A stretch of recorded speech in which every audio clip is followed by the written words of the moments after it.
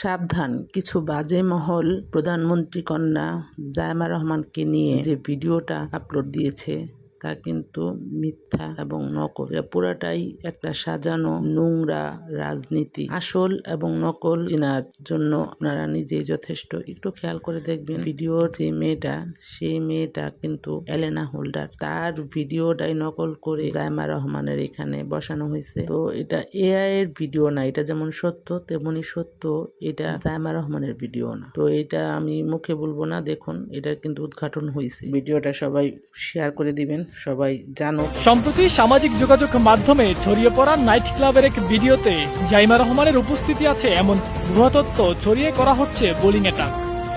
মূলত ভিডিওতে থাকা মেয়েটি এলেনা হোল্ডার। আমেরিকার এই তরুণী 2021 সালে মর্যাদাপূর্ণ ন্যাশনাল জিমি অ্যাওয়ার্ডসের সেরা অভিনেত্রীর পুরস্কার জিতেছিলেন। ডিপফেকের মাধ্যমে তৈরি এই ভিডিও অপতথ্য ছড়াচ্ছে সামাজিক যোগাযোগ মাধ্যমে।